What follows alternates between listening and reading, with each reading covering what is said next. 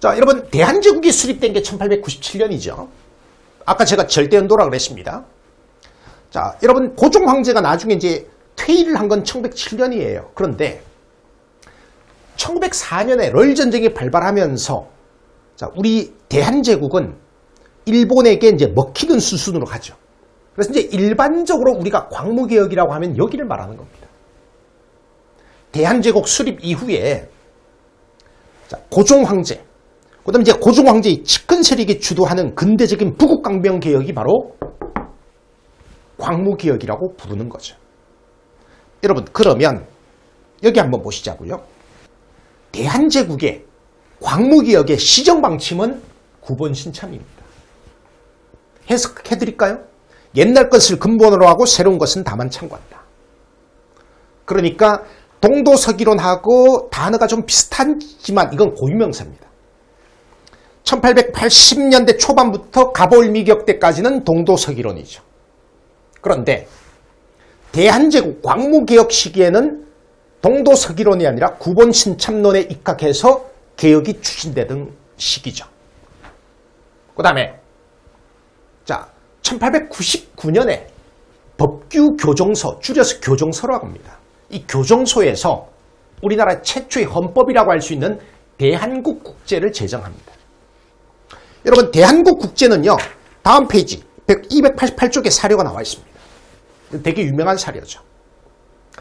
자, 조심해야 됩니다. 대한제국이 수립된 건 1897년이지만 자, 요 대한국 국제가 제정된 건 1899년입니다. 요거 자, 연도에다가 살짝 색칠을 좀 해 놓으세요. 조심하셔야 됩니다. 요거. 자, 그다음에 1.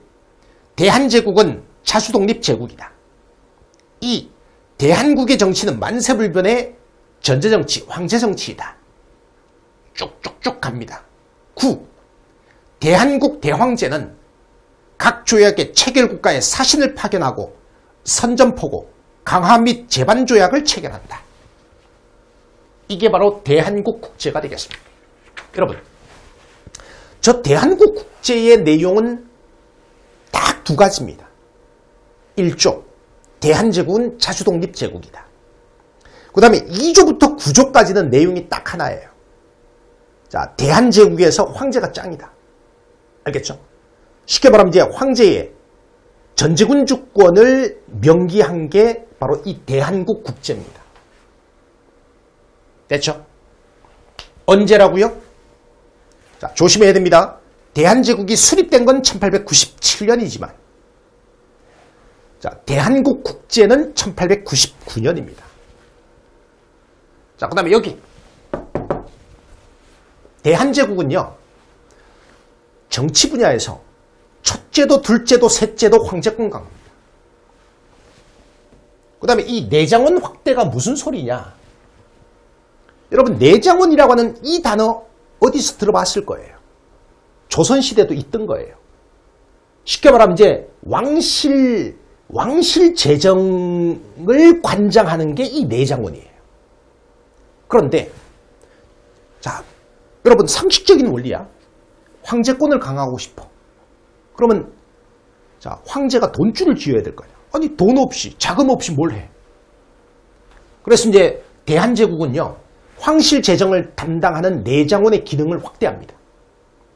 당시에 가장 돈 되는 게 이제 홍삼 제조 판매, 그다음 뭐 각종 뭐 광산이나 철도부설 이권, 이런 것들을 전부 이제 내장원에서 관할하도록 한 거지.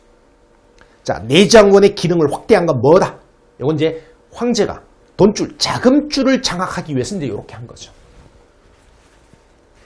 자, 그 다음에 대한제국은요, 이제 황제가 군통수권을 장악하기 위해서 이제 원수부를 설치합니다.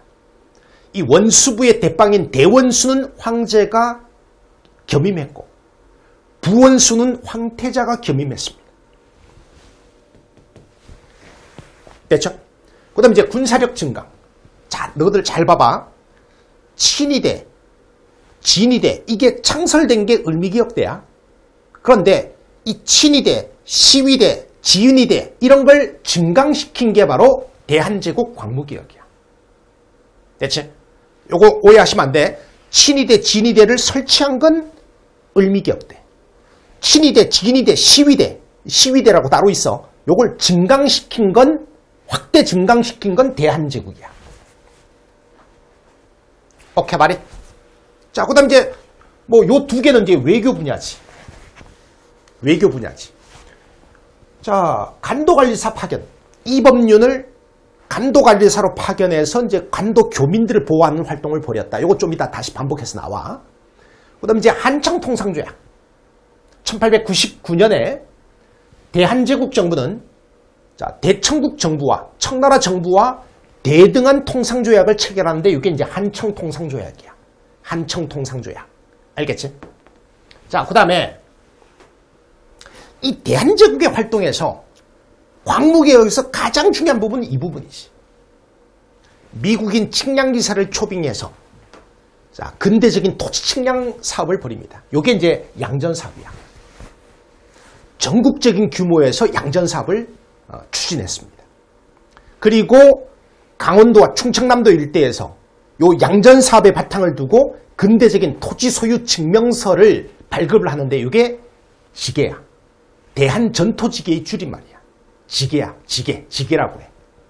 물론 이 지계 발급 사업은 전국적으로 완료되진 못했어. 강원도와 충청남도 일대에서 이걸 추진하다가 러일전쟁 발발 이후에 이제 일제의 압력으로 이제 중단됩니다. 알겠죠?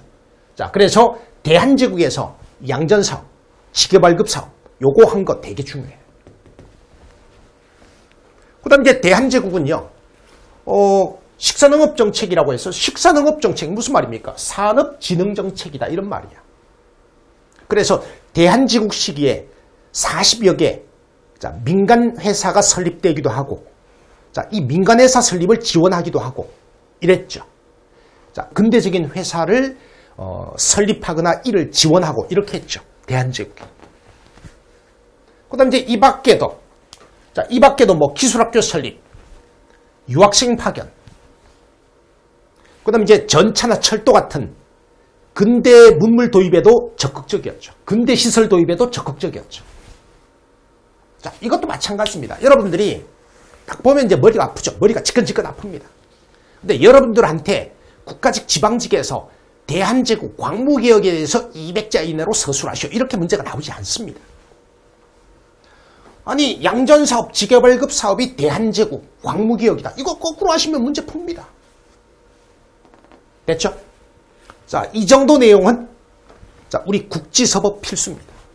우리 국지서법 필수고요. 근데 이제 요건 뭐냐?